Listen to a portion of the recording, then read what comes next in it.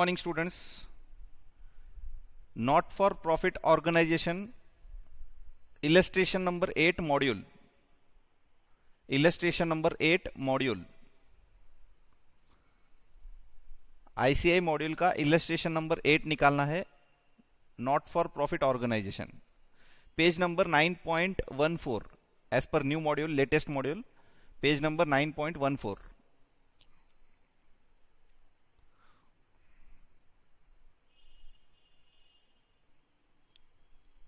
निकालिए बच्चों. देखो ये इलस्ट्रेशन में कुछ अलग पॉइंट्स दिए हुए हैं तो उसको हम समझेंगे. The following was the receipt and payment account of x club for the year ended 31 March 2020.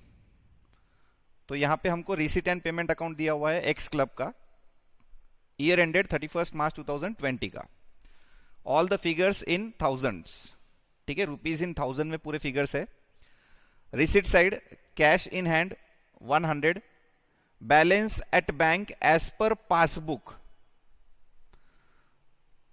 तो बच्चों बेसिक्स ऑफ अकाउंट्स है, हमने ऑलरेडी पढ़ा हुआ है. तो हमने उसमें देखा था कि जब कभी भी बिजनेस का या किसी ऑर्गेनाइजेशन का या किसी क्लब का फाइनल अकाउंट्स बनता है तो पूरे के पूरे जो अकाउंट्स है वो ऑर्गेनाइजेशन क्लब के होने चाहिए.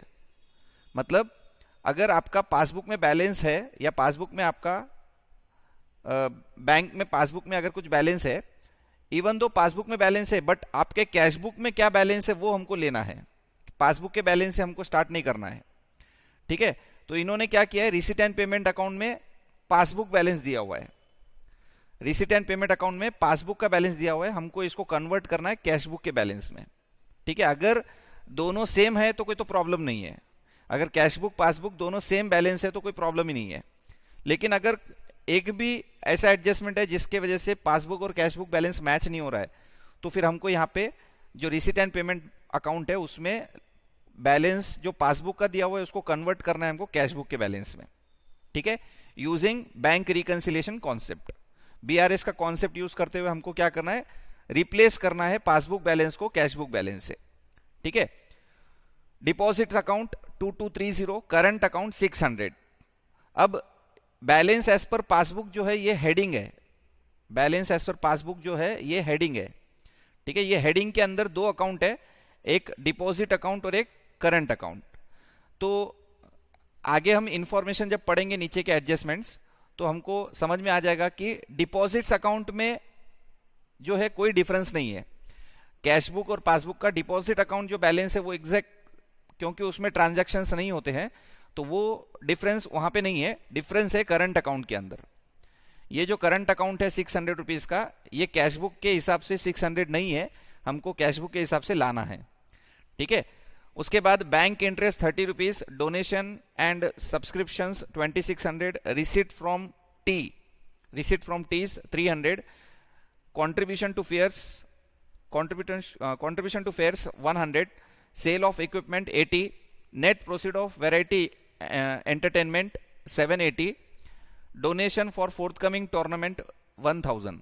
forthcoming टूर्नामेंट मतलब जो टूर्नामेंट फ्यूचर में होने वाला है उसका अमाउंट अभी मिल चुका है, डोनेशन 1000, ठीक है. तो ये तो चला जाएगा लाइबिलिटी साइड पे.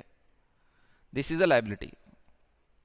जो टूर्नामेंट फ्यूचर में होने वाला है, forthcoming tournament means tournament to be conducted in future, तो वो टूर्नामेंट का डोनेशन अगर अभी क्लब को मिलता है या ऑर्गेनाइजेशन को मिलता है तो उसको बैलेंस शीट में लाइबिलिटी साइड पे हम बताएंगे. पेमेंट साइड देखो, groundman fees, moving machine is an asset, moving machine, ठीक है. यहाँ पे एक असेट का सेल भी था, सेल ऑफ इक्विपमेंट, तो ये sale of equipment is an asset, ठीक है. उसके बाद rent of ground, cost of teas, fares, printing and office expenses, repairs to equipment, honorarium to secretary and treasurer of 2019, honorarium to secretary and treasurer of 2019. तो 2019 का honorarium 400 rupees हमने current year में पे किया, ठीक है. तो ये 2019 का करंट ईयर का एक्सपेंस नहीं होता है लास्ट ईयर का पेमेंट करंट ईयर में हुआ. तो लास्ट ईयर के बैलेंस शीट में लाइबिलिटी साइड पे आ जाएगा, ये लास्ट ईयर की बैलेंस शीट में लाइबिलिटी साइड पे, ठीक है। उसके बाद balance at bank as per the passbook, again passbook का क्लोजिंग बैलेंस दिया हुआ है, डिपॉजिट अकाउंट 3090, करंट अकाउंट 150, ठीक है।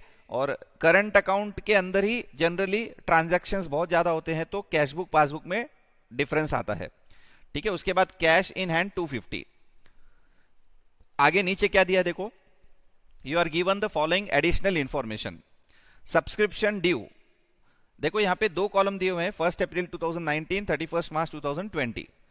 तो ये रिलेटेड टू लास्ट ईयर है, 31 March 2020 related to current year. Subscription due 150 rupees last year से रिलेटेड है, 100 रुपीज करंट ईयर से related. Amount due for printing 100 rupees last year का है, 80 रुपीज करंट ईयर का। Cheques unpresented being payment for repairs, देखो क्या point दिया हुआ है, cheques unpresented being payment for repair 300 और 260 रुपीज।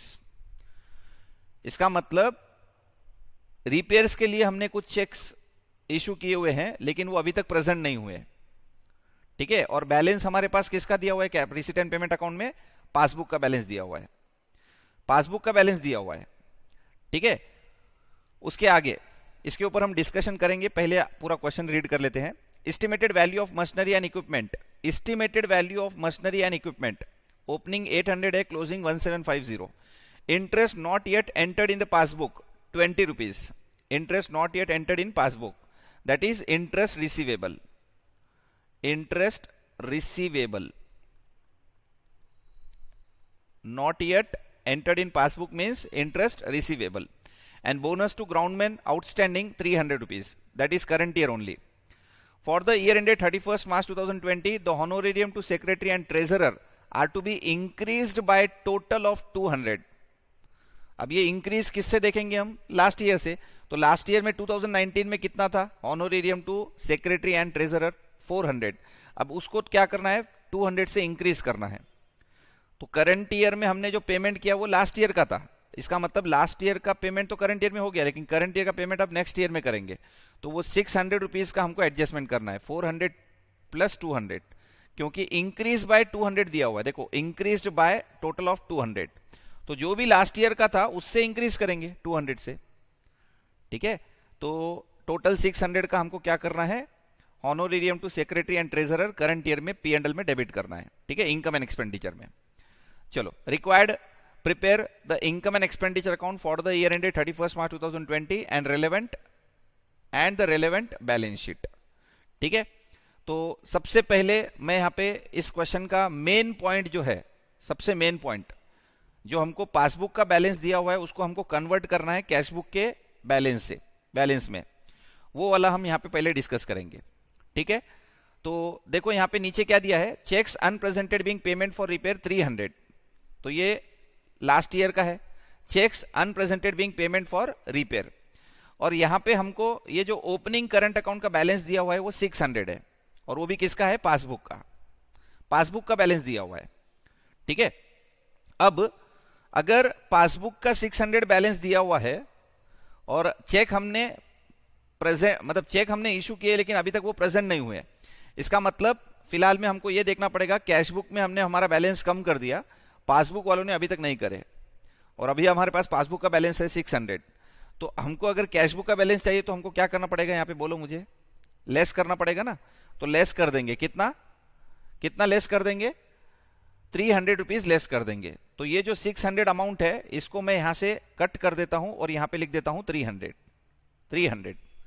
अब मुझे बताओ, अगर मैं रिसीट एंड पेमेंट में रिसीट साइड से कोई अमाउंट हटा के 600 को कट करके 300 लिखूं तो receipt and payment account tally होगा क्या, टैली होगा क्या, नहीं होगा। तो ये जो 300 रुपीज हमने यहां पे करंट अकाउंट से कम किया है, इसका मुझे सेकेंड इफेक्ट देना पड़ेगा, और वो सेकेंड इफेक्ट मैं दूंगा रिपेयर्स एंड इक्विपमेंट अकाउंट में, क्योंकि ये जो रिपेयर्स एंड इक्विपमेंट है ना 500, this is also as per the passbook.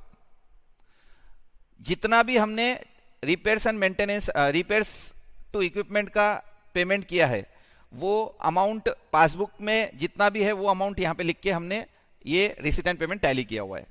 मतलब ये रिपेयर्स एंड इक्विपमेंट जो है ना, ये अपने बुक्स का नहीं है, अपने बुक्स का नहीं है, ये बैंक में जो हमने रिपेयर्स एंड इक्विपमेंट के पेमेंट्स किए थे वो अमाउंट का टोटल 500 रुपीज है। तो हमको क्या करना है, अगर इस रिसीट एंड पेमेंट अकाउंट को टैली करना है, अगर इस रिसीट एंड पेमेंट अकाउंट को हमको टैली करना है, तो अगर ये टैली करना है तो यहां से भी हमको 300 रुपीज कम कर देने पड़ेंगे, बरोबर। अब टैली होगा क्या रिसीट एंड पेमेंट अकाउंट, क्योंकि मैंने रिसीट साइड से भी 300 रुपीज कम कर दिए और पेमेंट साइड से भी 300 कम कर दिए, तो अब मेरा receipt and payment account tally हो जाएगा अलग अमाउंट से। ऑलरेडी 7820 दिया हुआ है ना, तो ये टैली हो जाएगा 7520 से। समझ में आ गया? क्या किया मैंने, करंट अकाउंट में 300 रुपीज को लेस कर दिया ओपनिंग बैलेंस को। अगर मैं ओपनिंग बैलेंस 300 रुपीज से कम कर दूं तो सेकंड इफेक्ट मैंने क्या किया, रिपेयर्स टू इक्विपमेंट अकाउंट में 300 रुपीज से उसको भी कम कर दिया, जिससे मेरा receipt and payment account tally हो गया। ठीक है, अब उसी तरह से क्लोजिंग 260 रुपीज का, 260 रुपीज का क्या है बोलो मुझे, 260 रुपीज का cheques unpresented being payment for repair. Again same, देखो अगर क्वेश्चन में दोनों बैलेंस है, सपोज दोनों भी बैलेंस है कैशबुक में और पासबुक में, और हमने 260 रुपीज के चेक्स इशू किए और हमारा बैलेंस कैशबुक का हमने कम कर दिया, ठीक है, और पासबुक में अभी तक वो चेक्स प्रेजेंट नहीं हुए, मतलब बैंक में अभी तक प्रेजेंट नहीं हुए, तो पासबुक में उसकी एंट्री नहीं दिख रही है, और हमारे पास जो बैलेंस दिया हुआ है वो पासबुक का दिया हुआ है, हमको चाहिए कैशबुक का, तो अगेन मुझे क्या करना पड़ेगा, लेस करना पड़ेगा। अब यहां पे प्रॉब्लम ये है कि 150 का बैलेंस है, 150 का ये बैलेंस है, बैलेंस ओवरड्राफ्ट नहीं है, बैलेंस है। अगर मैं इसमें से 260 रुपीज लेस करूं तो ये कन्वर्ट हो जाएगा ओवरड्राफ्ट के अंदर 110। देखो 110 बरोबर है क्या, 260 माइनस 150, हाँ 110 का क्या बन जाएगा, ओवरड्राफ्ट, ओडी।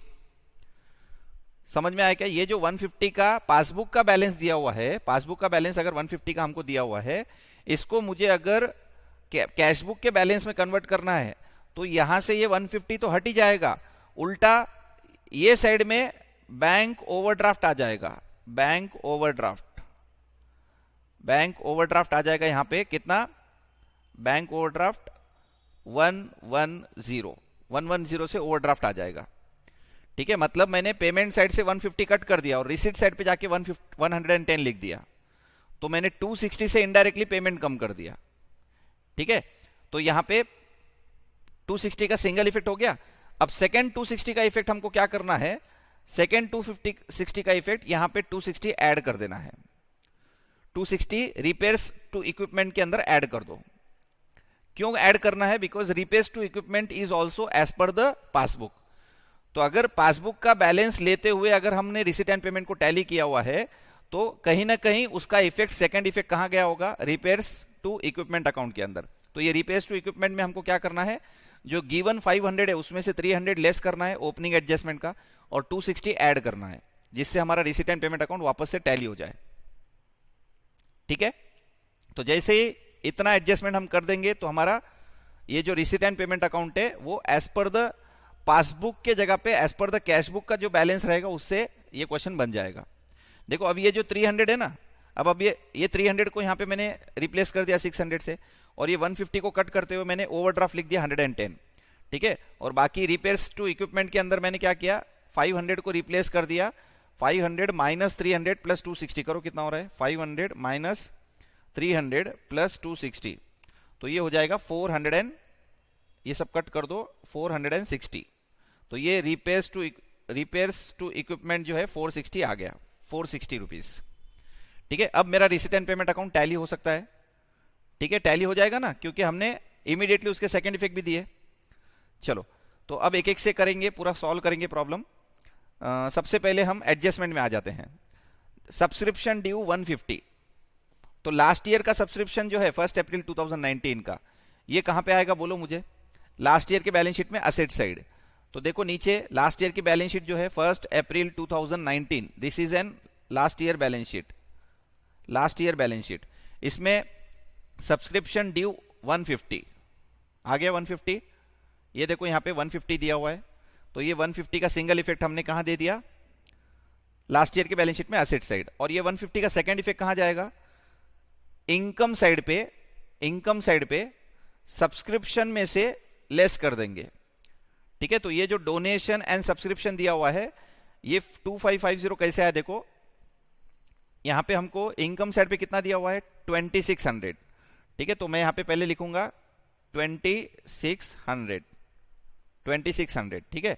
और इसमें अभी जो 150 हमने लास्ट ईयर के बैलेंस शीट में लिखा, वो 150 यहाँ से लेस कर देंगे, बिकॉज लास्ट ईयर का सब्सक्रिप्शन करंट ईयर में अगर मिला तो वो करंट ईयर की इनकम नहीं होती है, income of last year received in current year, so it should be deducted from receipt. तो डोनेशन एंड सब्सक्रिप्शन 2600 में से 150 मैंने लेस कर दिया। सिमिलरली ये जो 100 है सब्सक्रिप्शन ड्यू क्लोजिंग, वो 100 को हम क्या करेंगे, सब्सक्रिप्शन डोनेशन एंड सब्सक्रिप्शन में ऐड कर देंगे, 100 ऐड कर देंगे। और इसका सेकंड इफेक्ट बैलेंस शीट में जाएगा करंट ईयर के, this is current year balance sheet. तो करंट ईयर बैलेंस शीट में असेट साइड पे सब्सक्रिप्शन ड्यू 100। यहां तक समझ में आ गया। सब्सक्रिप्शन का तो बहुत सिंपल एडजस्टमेंट है, सीधा सीधा रिसीट साइड का सब्सक्रिप्शन पहले इनकम साइड पे लिखना है इनर में, लास्ट ईयर का लेस कर दो, करंट ईयर का ऐड कर दो, लास्ट ईयर का लास्ट ईयर के बैलेंस शीट में असेट साइड पे, करंट ईयर का करंट ईयर के बैलेंस शीट में असेट साइड पे, ठीक है। तो अगर इसका आप नेट निकाल लोगे तो आपका 2550 आ जाएगा, 2600 माइनस 150 प्लस 100, तो ये 2550 का कैलकुलेशन 2550, ठीक है। चलो उसके बाद नेक्स्ट एडजस्टमेंट क्या है, amount due for printing etcetera 100 rupees, this is a liability of last year. तो लास्ट ईयर के बैलेंस शीट में लाइबिलिटी साइड पे, लास्ट ईयर के बैलेंस शीट में लाइबिलिटी साइड पे। अब इन्होंने क्या किया, आउटस्टैंडिंग एक्सपेंसेस एंड हॉनोरेरियम ये दोनों मिला के लिख दिए हैं यहाँ पे, ठीक है। जबकि हम चाहे तो अलग अलग लिख सकते हैं, अलग अलग लिखना चाहिए कि प्रिंटिंग बिल आउटस्टैंडिंग 100 और वो 400 का क्या है बाद में देखेंगे, ठीक है। तो this is printing bill outstanding, printing bill outstanding, printing bill outstanding कितना 100, ठीक है। और सेकेंड इफेक्ट इसका कहां जाएगा, प्रिंटिंग एंड ऑफिस एक्सपेंसेस जो पेमेंट साइड पे दिया हुआ है, प्रिंटिंग एंड ऑफिस एक्सपेंसेस 280। तो ये जो 280 है इसको हम कहां लिखेंगे, सबसे पहले एक्सपेंडिचर साइड पे, ठीक है। और एक्सपेंडिचर साइड पे लिख के क्या करना है, 280 उसमें से लास्ट ईयर का जो अभी हमने लिखा 100 वो लेस कर दो, लास्ट ईयर का माइनस कर देंगे और करंट ईयर का ऐड कर देंगे। करंट ईयर का कितना है देखो, करंट ईयर का प्रिंटिंग का अमाउंट है आउटस्टैंडिंग का 80, ऐड 80। तो आप देख लो यहाँ पे 280 माइनस 100 प्लस 80, तो ये आ गया 260, समझ में आ गया। और ये जो 80 है इसका सेकंड इफेक्ट जाएगा बैलेंस शीट में लायबिलिटी साइड करंट ईयर। तो करंट ईयर बैलेंस शीट में देख लो प्रिंटिंग 80 रुपीज, आउटस्टैंडिंग एक्सपेंसेस के हेड में लिखा हुआ है प्रिंटिंग 80 रुपीज, ठीक है। तो इस तरह से लायबिलिटी साइड में लास्ट ईयर की बैलेंस शीट में नहीं प्रेजेंट किया, आउटस्टैंडिंग एक्सपेंसेस बोल के हेडिंग बनाना था, उसमें लिखना था प्रिंटिंग और अलग से जो भी एक और लायबिलिटी है 400 का, ठीक है। चलो उसके बाद नेक्स्ट पॉइंट है cheque unpresented being payment for repairs. इसका एडजस्टमेंट हमने कैश बुक के बैलेंस लाने के लिए कर दिया है, ठीक है। Estimated value of machinery and equipment 800 और 1750। तो यहां पे हम क्या करेंगे, मशीनरी एंड इक्विपमेंट का एक अकाउंट ओपन करेंगे जिसमें opening to balance brought down लिख देंगे, closing by balance carried down लिख देंगे, ठीक है। और इनके सेकंड इफेक्ट लास्ट ईयर के बैलेंस शीट में 800 रुपीज, करंट ईयर के बैलेंस शीट में 1750। तो पहले लास्ट ईयर के बैलेंस शीट में आ जाओ। लास्ट ईयर के बैलेंस शीट में देखो मशीनरी बोल के दिया हुआ है 800 रुपीज, मशीनरी 800 रुपीज, और करंट ईयर के बैलेंस शीट में मशीनरी एंड इक्विपमेंट 1750 मिला क्या, 1750 करंट ईयर बैलेंस शीट में और लास्ट ईयर बैलेंस शीट में 800। और यहां पे मैं अभी क्या करूंगा, machinery and equipment account open करूंगा, मशीनरी एंड इक्विपमेंट अकाउंट, और इसमें टू बैलेंस ब्रॉट डाउन 800 और बाय बैलेंस कैरिड डाउन 1750। फिलहाल में इतना ही समझ के लो, आगे का हम देखेंगे, ठीक है। ओपनिंग क्लोजिंग मैंने लिख दिया यहाँ पे। चलो उसके बाद आगे नेक्स्ट पॉइंट क्या है देखो, आगे interest not yet entered in passbook 20 rupees. Interest not yet entered in passbook means bank से अभी भी 20 रुपीज का इंटरेस्ट आना बाकी है। तो एक काम करो, सबसे पहले रिसीट साइड पे देखो इंटरेस्ट मिला कितना अभी तक, 30 का मिल गया ना, तो ये 30 रुपीज क्या करना है, इनकम साइड पे ले लेना है। 30 का क्या करना है, इनकम साइड पे लिख देना है, बाय इंटरेस्ट 30 रुपीज। अब 20 रुपीज अभी भी बैंक वालों ने क्रेडिट नहीं किया, इसका मतलब बैंक से आना है, तो यहाँ पे 20 रुपीज ऐड कर देंगे और इसको बैलेंस शीट में असेट साइड पे शो कर देंगे, interest due 20 rupees. Interest due 20 rupees. ठीक है, उसके बाद next point, bonus to groundman outstanding. तो देखो पेमेंट साइड पे बोनस टू ग्राउंडमैन नाम का कोई आइटम है क्या? ग्राउंडमैन फीस है लेकिन बोनस टू ग्राउंडमैन नहीं दिया हुआ है, तो ये पूरा का पूरा बोनस टू ग्राउंडमैन हम क्या करेंगे, एक्सपेंडिचर साइड पे लिख देंगे। बोनस टू ग्राउंडमैन 300 रुपीज पूरा का पूरा पे करना बाकी है, और बैलेंस शीट में लाइबिलिटी साइड पे groundman bonus 300 rupees, groundman bonus 300 rupees. ठीक है, चलो उसके बाद आगे नेक्स्ट पॉइंट क्या है, for the year ended 31st March 2020 the honorarium to secretary and treasurer are to be increased by total of 200 rupees. तो इंक्रीज करना है 200 रुपीज से, बट किस अमाउंट को बेस पकड़ के हमको इंक्रीज करना है, तो वो तो लॉजिकली हमको पेमेंट साइड पे देखो यहां पे दिया हुआ है, honorarium to secretary and treasurer of 2019 400। 2019 का अगर 400 है और इस साल में इंक्रीज करना है 200 से, इसका मतलब करंट ईयर का कितना है 600। तो ये जो 400 है, ये जो 400 है इसको हम कहां लिखेंगे, लास्ट ईयर के बैलेंस शीट में, लास्ट ईयर की बैलेंस शीट में लाइबिलिटी साइड। तो ये जो 400 यहां पे इंक्लूड करके दिया हुआ है, this is outstanding honorarium to secretary and treasurer. ठीक है, तो ये 400 रुपीज है, तो ये टोटल मिला के 500, 100 प्लस 400 टोटल 500। हॉनोरेरियम आउटस्टैंडिंग जो है लास्ट ईयर का, वो इस साल में पेमेंट हो गया, 400 रुपीज का इस साल में पेमेंट हो गया, तो ये 400 का इफेक्ट हो गया। अब ये जो एडजस्टमेंट है इसमें क्या बोल रहा है कि 200 से करंट ईयर में इंक्रीज करना है, तो इसका मतलब करंट ईयर में हॉनोरेरियम कितना होना चाहिए, honorarium to treasurer, secretary and treasurer 600। ठीक है, 400 प्लस 200 इंक्रीज बाय 200, तो 400 प्लस 200 600, और ये बैलेंस शीट में आ जाएगा liability side, honorarium to secretary and treasurer 600 rupees. यहां तक किसी को कोई डाउट? एकदम क्लियर है। चलो आगे कंटिन्यू करते हैं फिर। Prepare the income and expenditure account for the year ended 31st March 2020 and relevant balance sheet. ठीक है, तो अभी एडजस्टमेंट्स हमारे पूरे हो गए, अब हमको receipt and payment account 1 by 1 items करना है। Cash in hand opening, cash in hand कहां लिखेंगे बोलो, लास्ट ईयर के बैलेंस शीट में asset side, cash in hand 100, single effect, receipt and payment account single effect हर एक आइटम का। ठीक है, उसके बाद डिपॉजिट्स अकाउंट 2230, डिपॉजिट्स अकाउंट में हमने कोई एडजस्टमेंट नहीं किया, तो इसको भी क्या करो, as it is balance sheet में लिख दो, deposits account cash in deposit account 2230। उसके बाद नेक्स्ट पॉइंट है deposits in current account, bank balance in current account, 600 को रिप्लेस कर दिया हमने 300 से, तो ये लास्ट ईयर के बैलेंस शीट में असेट साइड पे आएगा, deposits in current account 300 rupees. ठीक है, सिंगल इफेक्ट। उसके बाद नेक्स्ट पॉइंट बैंक इंटरेस्ट, ये वाला पॉइंट हो गया हमारा, bank interest. Donation and subscription ये भी हो गया। रिसीट फ्रॉम टीज, अब ये जो रिसीट फ्रॉम टीज है 300 रुपीज का, इसको इन्होंने क्या किया है, कॉस्ट ऑफ टीज से नेट ऑफ कर दिया है, कॉस्ट ऑफ टीज से नेट ऑफ कर दिया है। तो देखो रिसीट फ्रॉम टीज कितना है 300 एंड कॉस्ट ऑफ टीज कितना है 250, तो इन्होंने इनकम साइड पे क्या किया है, receipt from teas net, receipt from teas net less expenses करके 50 रुपीज बता दिया। ठीक है, 50 रुपीज समझ में आ गया। चलो उसके बाद कंट्रीब्यूशन टू फेयर्स 100, और इधर साइड में एक पेमेंट साइड पे देखो फेयर्स बोल के 400 दिया हुआ है, मतलब 400 का पेमेंट है और 100 रुपीज का रिसीट है, तो इसको एक्सपेंडिचर साइड पे इन्होंने शो किया हुआ है, fairs expenses 400, contribution 100, net amount 300। समझ में आ गया ये?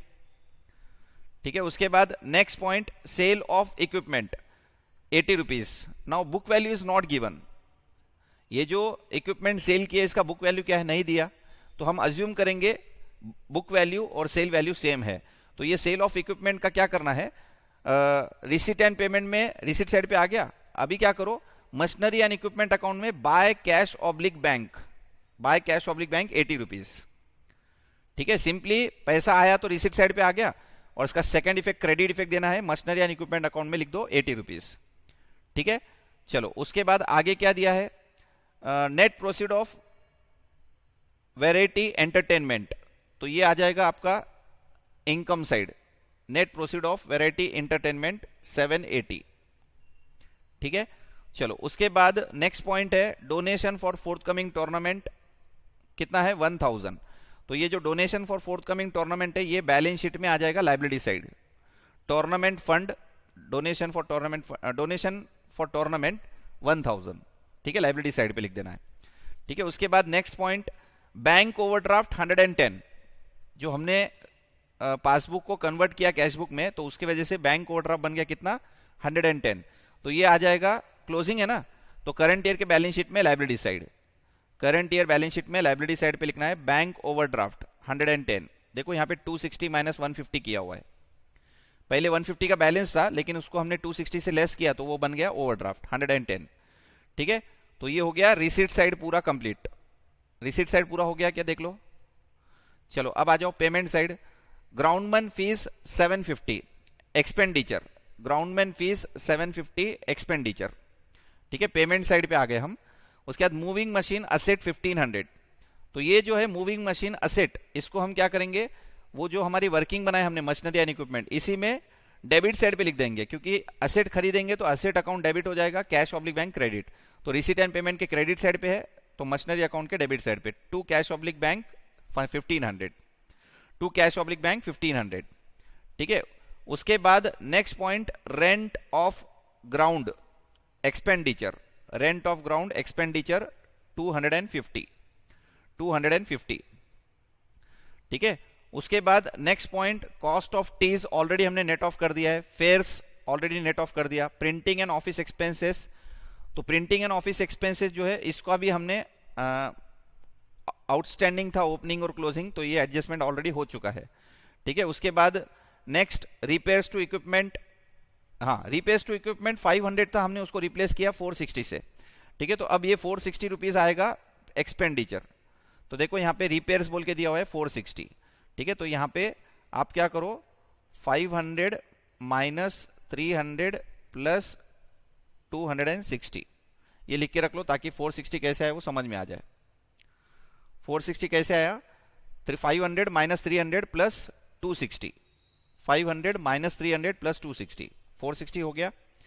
चलो उसके बाद नेक्स्ट पॉइंट क्या है देखो, रिपेयर्स टू इक्विपमेंट हो गया, honorarium to secretary and treasurer of 2019 ये भी हो गया, deposit account closing 3090 balance sheet में आ जाएगा, balance sheet asset side cash in deposit account 3090, और उसके बाद करंट अकाउंट में तो हमने यहां पे जीरो बैलेंस कर दिया, उसका ओवरड्राफ्ट बना दिया था, और कैश इन हैंड 250, तो कैश इन हैंड लिखना है 250 बैलेंस शीट में असेट साइड पे, कैश इन हैंड 250। ठीक है, तो अब सबसे पहले क्या करना है, लास्ट ईयर की बैलेंस शीट क्लोज करना है और बैलेंसिंग फिगर कैपिटल फंड निकालना है, उसको करंट ईयर के बैलेंस शीट में इनर में लिख लो कैपिटल फंड। ठीक है, और उसके बाद इनकम एंड एक्सपेंडिचर अकाउंट जो है, इनकम एंड एक्सपेंडिचर अकाउंट, तो अभी हमारा जो ये वर्किंग है मशीनरी एंड इक्विपमेंट, इसमें आप अगर टोटलिंग करके बैलेंस निकालोगे तो वो बैलेंस जो आएगा उसको हम क्या बोलेंगे, डेप्रीसिएशन। तो 470 रुपीज का डेप्रीसिएशन है, जो इन्होंने क्या किया है आंसर में यहां पे प्लस माइनस करके प्रेजेंट किया हुआ है, तो ये 470 हमारा आ गया depreciation, depreciation on machinery 470, depreciation on machinery 470। ठीक है, उसके बाद आप क्या करो, इनकम एंड एक्सपेंडिचर में सरप्लस या डेफिसिट निकालो, तो आपका 40 रुपीज का क्या आ जाएगा, सरप्लस, वो 40 रुपीज का सरप्लस आपको कैपिटल फंड में ऐड करना है और फिर करंट ईयर की बैलेंस शीट आपको टैली करना है। ठीक है, तो इस क्वेश्चन में इंपॉर्टेंट पॉइंट वो है जो पासबुक का बैलेंस दिया हुआ है उसको हमको कैशबुक के बैलेंस में कन्वर्ट करना है, और उसके इमीडिएटली उसके सेकंड इफेक्ट जो है वो भी रेस्पेक्टिव अकाउंट में देना है। जैसे अनप्रेजेंटेड चेक जो थे वो रिपेयर से रिलेटेड थे, तो रिपेयर्स टू इक्विपमेंट अकाउंट के अंदर हमने सेकंड इफेक्ट देते गए। जो भी ओपनिंग और क्लोजिंग में हमने एडजस्टमेंट किया बीआरएस से रिलेटेड एडीएलएस, उसका सेकंड इफेक्ट हमने कहां दिया, रिपेयर्स टू इक्विपमेंट अकाउंट के अंदर। ठीक है, तो ये था इलस्ट्रेशन नंबर 8।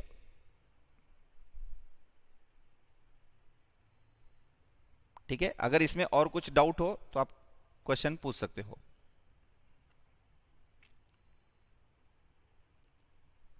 ठीक है, थैंक यू।